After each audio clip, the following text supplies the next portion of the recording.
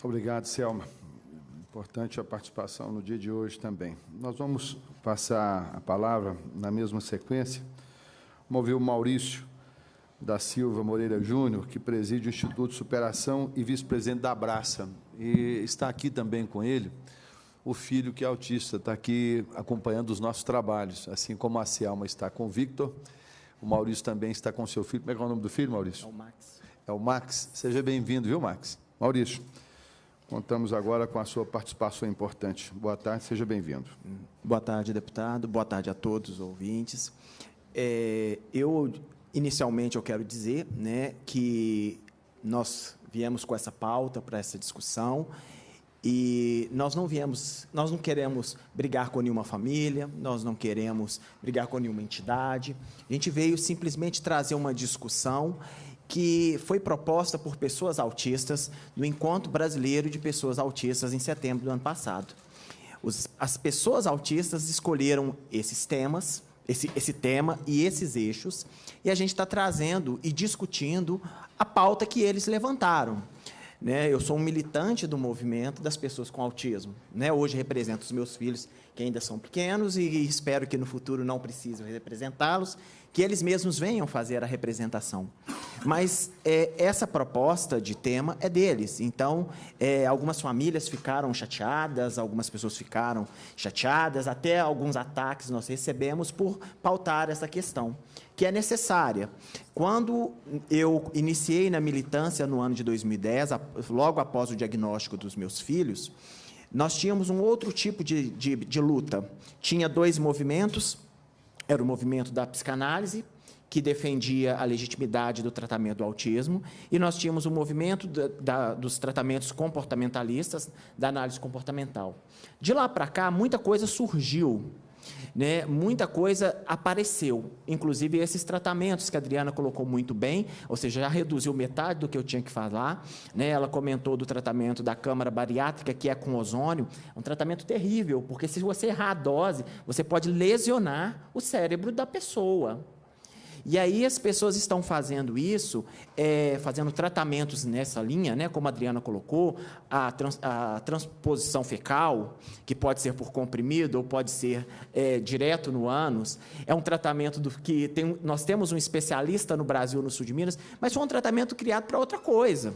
Né? E está sendo adaptado para a questão do autismo. Ainda precisa de estudo, pode ser que funcione, mas até então não temos evidências científicas. É uma questão complicada, porque eu estive lendo um estudo ontem, uma matéria ontem dizendo que todo mês nós temos entre 60 e 70 novos artigos sobre autismo, mas são artigos, não são comprovações científicas, são estudos. Tem muito conhecimento sobre autismo em geral, e isso é bom. Mas, por outro lado, aproveita-se de um mercado que está crescente, onde as pessoas estão vendendo fórmulas mágicas para famílias que estão desesperadas, porque não conseguem entender isso que a Selma, que o Vitor colocou. Então, as famílias estão com muita dificuldade, por quê? Já vem um problema de política pública, senhores deputados, porque a família recebe um diagnóstico, ela poderia receber, junto com o diagnóstico, um acompanhamento psicossocial para ajudar a família a lidar naquele momento, para orientar a família, e elas não têm. Então, a família recebe um diagnóstico, sai com um papelzinho, com uma lista de um monte de tratamento, que o médico já antecipa, já diz, vai ficar muito caro, e a família sai de lá e fica desesperada, e vai para as redes sociais buscar ajuda. Entra para um grupo com um monte de mães. Então, é muito comum nos grupos a gente ouvir as famílias dizerem, nós somos pais, nós sabemos o que é melhor para o filho. Sim, no quesito pai, mas não no quesito médico, não no quesito terapêutico, não no quesito de pesquisa. Tem alguns pais que também são pesquisadores, mas a maioria não tem esse conhecimento. E aí nós precisamos, né, quando a Adriana fala que o poder público precisa fiscalizar isso, porque tem muita informação correndo por aí. Ontem mesmo eu vi uma amiga muito querida falando, olha, meu filho precisa de um tratamento, e apareceu aquele monte de lista, uma lista enorme de tratamentos que foram recomendados para ela, inclusive a ozonoterapia, que se não for feito adequadamente, o menino pode ficar com uma lesão cerebral severa. Né? E a gente fica um pouco preocupado, porque as pessoas realmente estão vindo, saem do interior, vêm aqui em Belo Horizonte e são orientadas. recebem uma lista desse tratamento e diz, seu filho não pode comer mais nada. Aí corta tudo, metade da alimentação do filho. Aí vem o outro profissional e diz, olha, seu filho tem que ter até 40 horas de terapia semanal. Seu filho, e aí a pessoa começa a ter uma série de restrições, a criança, né? Começa a ter uma série de restrições, aí ela já não tem tempo para ser criança mais. Ela já não tem tempo para brincar mais. Isso é uma violação no ponto de vista da legislação. A legislação diz que a criança tem direito de ser criança, que nós temos que garantir para a criança todo o tratamento necessário para que ela possa se tornar um cidadão útil. Porém, nós não temos o direito de roubar a infância da criança.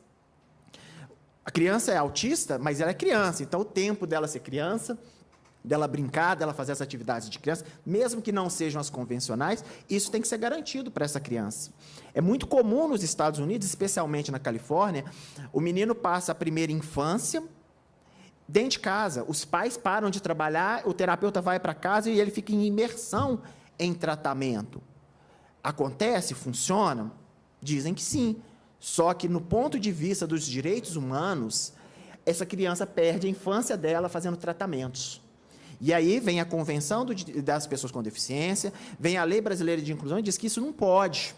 A criança tem que ter o tempo, todas as coisas no tempo certo. Vamos fazer 40 horas de intervenção? Vamos. Então, vamos fazer a intervenção na escola, fazer o tratamento dele para ele poder funcionar bem na escola, também contando como tempo de intervenção. Vamos fazer uma atividade mais lúdica para brincadeira com a criança, mas não pode ser somente terapia.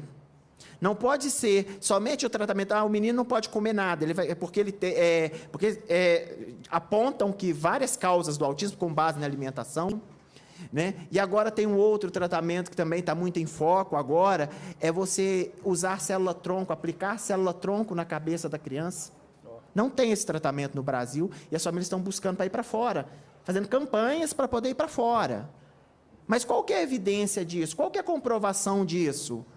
Quem que está dizendo isso? A gente está vendo aí muitas pesquisas que realmente depois voltam atrás, dizendo, os primeiros pesquisadores de autismo da década de 70, várias coisas que eles disseram, eles já desmentiram.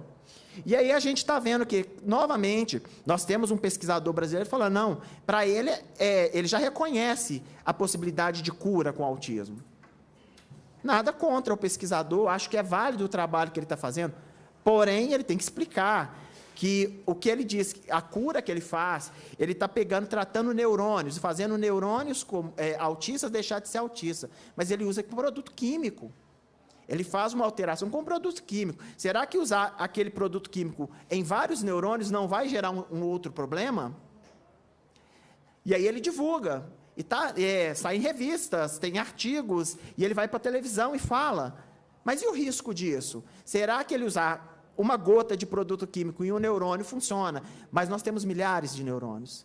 Quanto de produto químico ele vai precisar para fazer essa transformação? Como é que vai ser isso? Como que o organismo do indivíduo vai responder àquela quantidade de produto químico para aquilo que ele está dizendo? Então, nós temos que pensar, nós temos que refletir, não é querer cortar a esperança, tirar a esperança de ninguém, mas nós também não podemos vender uma falsa esperança para essas famílias. Tem família fazendo campanha, vendendo bens, vendendo produtos para poder arrecadar dinheiro para esses tratamentos novos que ainda não tem comprovação que funciona. Meninos fizeram hoje, deu certo, mas será que isso vai permanecer esse estado? Né? Dizem que deu certo, que funcionou. Tudo bem, mas em médio e longo prazo não vai ter nenhuma contraindicação, não vai ter nenhum desenrolar para essa questão? Nós precisamos pensar nisso, porque a pílula do cocô está aí. O médico está vendendo a pílula do cocô, teve um curso aqui em Belo Horizonte da pílula de cocô, né? E dizem que funciona. Né? E aí? Como é que vai ser? Você pode dar cocô para uma pessoa por ordem médica? Com autorização de quem? É desumano. Você pegar uma pílula de cocô e dar outro cocô para você comer. E acontece, é tratamento defendido. Tem pessoas que estão atrás desse tratamento porque disseram que funciona. Mas ele é desumano, ele é degradante, ele é vergonhoso, ele é vexatório. E a legislação não permite fazer isso com pessoas com deficiência. Não permite fazer isso com pessoas com autismo. E aí nós dizemos, não, mas nós pais podemos. Não, nós não podemos. nós temos uma legislação que diz que nós temos que proteger os nossos filhos. Nós não podemos colocar os nossos filhos em risco, mesmo que a gente ache que vai colocar eles em risco para o bem deles. E aí, nós precisamos desse controle, deputados, porque nós não temos. O pessoal fala lá, não tem um curso bom. E aí chamam a pessoa e trazem, e ele vem para cá, enche o auditório para 300 pessoas para dizer do tratamento que é bom. Mas não tem comprovação, não apresenta os dados. É dizer, não, tem o tratamento é bom, mas cadê os dados? Vamos levar ali para o UFMG, sabe? Não, não fazem isso. Vamos levar ali para o Romerito, que está lá no UFMG, para ele perguntar para o pessoal da UFMG para fazer um estudo sobre isso, para comprovar? Não, não fazem. Dizem, funciona. As famílias, às vezes, não têm o conhecimento técnico necessário para verificar, né, a metodologia científica utilizada naquilo, e as famílias estão comprando esses tratamentos. E aí eu entendo que para muitas famílias ainda é um grande sofrimento. Nós temos a Selma que lida muito bem com isso, eu lido muito bem com meus filhos, mas nós temos famílias que sofrem muito. Nós temos famílias que os pais estão adoecendo por não ter um suporte, que eu acho que é o que falta na política pública, né? Além da ampliação dos atendimentos, atendimento para as famílias. Nós estamos sentando e assistindo as famílias adoecerem, e tem pais que se mataram, de tamanho desespero, pais que se mataram. E aí, nós precisamos pensar, se vale tudo com as nossas crianças. E nós estamos falando, quando a gente fala isso, a gente está falando de tratamentos para crianças. Mais ainda, tem leis próprias de proteção para crianças autistas, ou seja, tem 2 leis ou mais para a proteção das crianças autistas, e a gente está vendo isso todos os dias. Aí vem a questão, os próprios autistas olharam e falaram, nós não queremos isso. Eles viram, olha, peraí, meu colega, nós vamos fazer isso com meu colega, eu não faria isso comigo, eu que posso escolher, eu não quero isso para mim, eu vou aceitar que faça isso para o meu colega. Autistas que se dispuseram a militar e defender autistas, estão muito preocupados com esses tratamentos, né? Você pegar a pessoa, não, vou colocar ali que ele vai tomar um ozônio e ele vai sarar. Não acontece, não é assim, não. Não tem estudo dizendo isso, não. Pode ter algumas melhoras em outros casos, né? Tratamento com célula-tronco para algumas coisas já tem eficácia comprovada, mas não para aplicação no cérebro de uma pessoa. Você pega uma célula-tronco que não é própria do cérebro e aplica no cérebro. E aí, como vai ser isso em médio e longo prazo? Porque na hora pode funcionar, mas em médio e longo prazo, como que vai ser isso? Qual que é o desenrolar isso? E se chegar lá na frente, a gente descobrir que lesou o cérebro do menino, e aí o que a gente faz? Por lei, se lesar o cérebro do menino é um crime, e o pai autorizou, a gente faz o quê? Prende a família, manda o menino para um abrigo. Ou seja, precisa ser pensado como tratar essa questão, né? Porque o desespero para muitos está muito, deputados. A gente vai precisar pensar em como acolher essas famílias, um jeito melhor de acolher. Inclusive, o pessoal da assistência, André, as famílias precisam de alguém para chegar lá, para ir ver como é que está acontecendo, porque está faltando. A gente sente falta. Meus filhos foram diagnosticados há 7 anos. Eu nunca recebi ninguém da assistência na minha casa para saber o que estava lá. Eu podia fazer qualquer coisa, né? Eu podia chegar lá e fazer o que eu quisesse. Ninguém nunca foi na minha casa para saber o que está acontecendo. Supõe-se que eu ficaria muito bem, que eu daria conta do recado, né? Sem dinheiro, passando aperto com 2 meninos, e que eu daria certo, que eu conseguiria fazer, né? Ainda bem que a gente conseguiu, né? Os meninos estão bem, eu também, né? Talvez por causa da minha rede de apoio, os meus amigos, meus parceiros de luta, a gente fica melhor, talvez seja isso, né? Mas a gente precisa mostrar, trabalhar essa questão, conscientizar as famílias que nada vale o risco, um tratamento que pode levar um risco para a vida das pessoas. A gente precisa entender levar essa questão para as famílias, né? Já está mais que claro, autismo não é doença. Né? Vem o movimento do autismo com a psicanálise, tem até um fórum nacional, eles vêm sempre dizendo que o autista é um sujeito. Mas a gente não vê essa discussão no campo político, é um movimento à parte, sabe? É um movimento à parte. Aí eles são combatidos por uma outra linha da psicologia, né? Que acha que se treinar os autistas, eles vão funcionar. Nós podemos, sim, treinar algumas habilidades que o autista precisa melhorar? Podemos, mas nós não podemos treinar o autista e esquecer da subjetividade dele, ele é um sujeito. Nós não podemos simplesmente achar que é um doente mental, que você medica e que ele sara, porque também não é assim. Então, nós precisamos levar esse entendimento, Romerito, inclusive, para essas famílias. Eles têm que entender que, se eles entenderem que não é doença, ele pode treinar, sim, para o menino comer com a colher, porque tem um menino que come com a mão, né?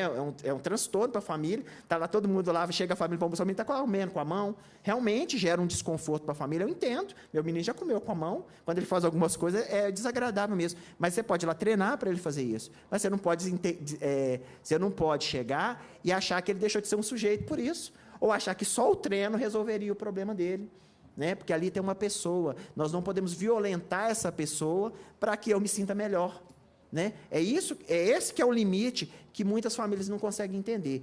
Eu quero que meus filhos estejam bem, tenham um pleno desenvolvimento, é o que eu quero, né? Talvez eles não consigam, eu tenho direito de querer, mas eu não tenho o direito de forçá-los, mais do que eles podem, né, mais do que o devido, né, é saber esse limite, respeitar o que ele pode, e reconhecer a potencialidade dele, e a gente não tentar forçar para que eles cheguem no ideal que é meu, né, que eles possam chegar no ideal, no melhor que eles puderem, não no que a gente acha que é. Enfim, eu não sei, eu acho que é 10 minutos, eu acho que eu já estou extrapolando um tiquinho do tempo também, né? Mas, enfim, seria isso, nós precisamos ficar mais atentos, o poder público especialmente, tanto a Assembleia quanto o governo, Romerito, nós precisamos dessa atenção. As famílias estão desesperadas, não é porque ter filho autista é ruim, elas estão desesperadas porque elas estão desamparadas. E aí ficam buscando apoio em lugares que nem sempre são bons, né? De pessoas que realmente têm um mercado superaquecido. 2014 eu escrevi um artigo, está na internet, na página da Abraça, sobre os inimigos dos autistas. Tem muita gente vendendo coisas de autismo aí que não está gerando nenhum benefício para os autistas. E a ideia de toda essa luta do movimento dos autistas, das entidades dos autistas, é garantir que os autistas sejam beneficiados. Então, não faz sentido qualquer coisa que eu faça que não gere um benefício para as pessoas autistas como um todo, não faz sentido, aí perde o sentido.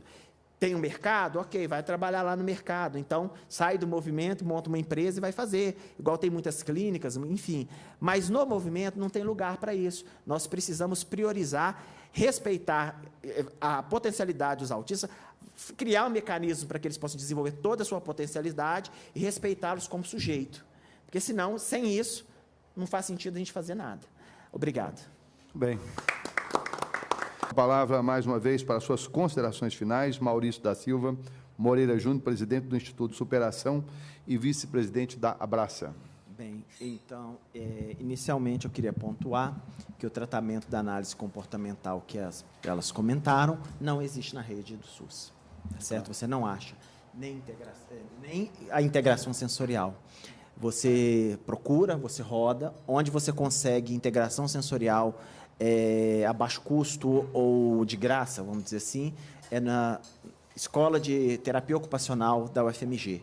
Mesmo assim, é uma fila de 3 anos para você pegar 1 ano e meio de atendimento, né? E assim, 90% das pessoas com autismo têm desordem sensorial e é um profissional que é raro no mercado, né? E chegou a ser curioso que a primeira vez que eu fui, né, lá nessa escola, lá no Terapia Ocupacional do FMG, a menina me disse que a gente não encontrava muitas pessoas, que não tinha muito interesse, porque não tinha mercado. Tá? Então, a fala era que não tinha mercado. Então, aí eu ri, eu tive crise de riso, e ela não entendeu, ficou toda sem jeito, e aí eu fui explicar para ela, olha, nós temos uma estimativa de 1% da população de autistas, né, corrigindo a Adriana, 0,70 de autismo. Então, vai dar uns 100 mil pessoas em Minas Gerais. Né, corrija a conta aí, Adriana. Como? Tamanho de Paracatu. Pois é, tamanho de Paracatu de autistas, e 90% tem desordem sensorial, e você não encontra o profissional.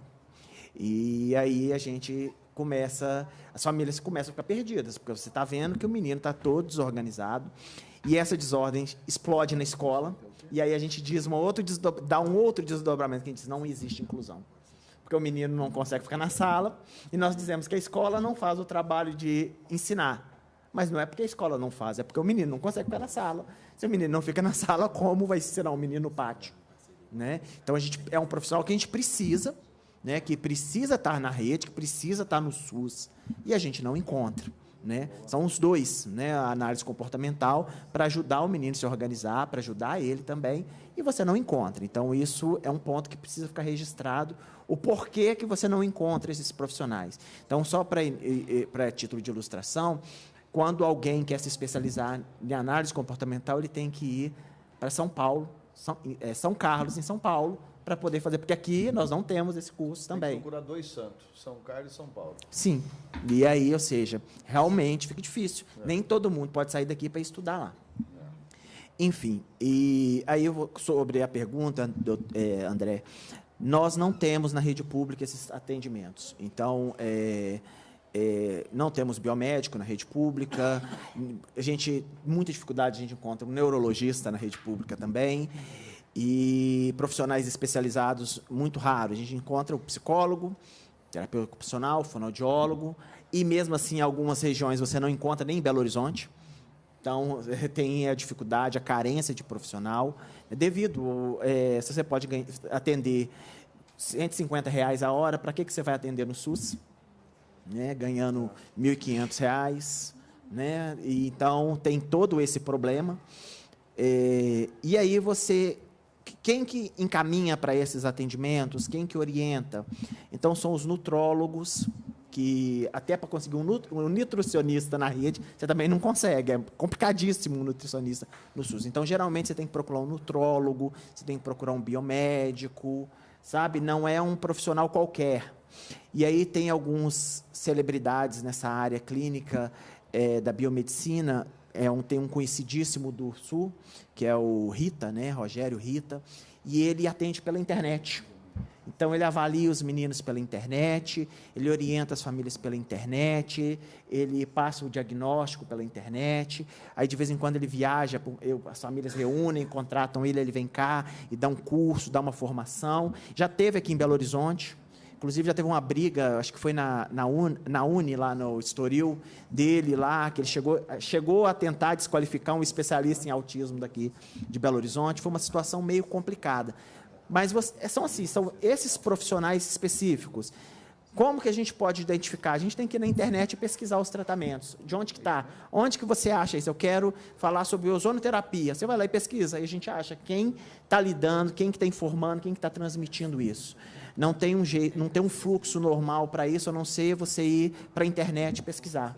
Ou chamar as famílias que fazem esse atendimento. Tem grupos em Belo Horizonte que discutem essa questão, que trouxeram o Rita, inclusive, para cá. Né? Temos uma médica aqui em Belo Horizonte que tem orientado alguns desses atendimentos também. A gente não conhece pessoalmente, né? Uma, inclusive, é mãe de autista e está orientando as famílias nesses atendimentos. E, assim, a gente pode ajudar nisso, a gente pode ajudar nesse filtro também. Né? A gente está à disposição quanto controle social, né? A prioridade da gente é isso, ver o que não está funcionando, para poder tentar provocar a política para atender essas pessoas. Mas não tem um jeito fácil nisso, né? A gente vai ter que ir lá e checar quem está fazendo. Algumas pessoas a gente já conhece, né? Que são os mais conhecidos, né? Mas está se alastrando, né? Então, você vê grupos de várias regiões trazendo essas pessoas de fora, trazendo outros de fora, né? Famílias que moram no exterior, que mandam pelo correio medicações para outras famílias daqui. Então, é uma situação muito complicada, né? Graças às redes sociais, hoje, então, não tem distâncias, você fala com gente em qualquer lugar do mundo. E aí, essas pessoas que estão lá fora, né, elas encaminham. Se você pedir, você manda o dinheiro, elas mandam o produto para você numa caixinha fechadinha, ninguém sabe o que tem lá dentro. E a gente fica preocupado, né? Porque a gente não sabe o que pode acontecer. O que a gente sabe é que a gente vai ter uma situação muito complicada. Se a gente pegar uma violação de direito de um autista promovido por um pai, nós vamos fazer a denúncia. Né? Porque o nosso compromisso, prioritariamente, são com as pessoas com autismo. Então, a gente já teve brigas de entidades nacionais por causa disso, entidades que estavam protegendo entidades e pais que estavam violando direitos dos autistas. Nós não vamos fazer isso, né? Eu acho que isso precisa ficar bem claro, né, para as pessoas que estão vendo. A gente está aqui torcendo para que todos os autistas tenham uma vida ótima, mas se a gente identificar alguma coisa errada, nós vamos denunciar, nós vamos chamar o Ministério Público para poder apurar a situação, né? Porque não cabe. A nossa prioridade é garantir que o autista possa fazer, até que os autistas possam chegar um dia, eles disserem, não, agora a gente não precisa mais de você, não, você já pode cuidar da sua vida, que agora a gente consegue se representar. Então, até lá, a gente vai estar colaborando, né, junto com os autistas que hoje podem, né, discutindo, e eu achei interessante, eu conheci ontem um de 17 anos, que ele disse que ele quer ser presidente do Brasil. Né? Então, ou seja, tudo bem, então vem para a luta com a gente, nós vamos começar a discutir isso daí, e você vem discutir política pública com a gente, dar sua contribuição, quem sabe os autistas não acham que você merece ser presidente do Brasil, e, né, nós temos aí quase 1 milhão de famílias aí, né, de pessoas com autismo, dá uma quantidade de voto bem bom, e talvez ele consiga ser realmente um presidente do Brasil. Então, vamos apostar nisso também, né, dar oportunidade para ele poder buscar o sonho dele.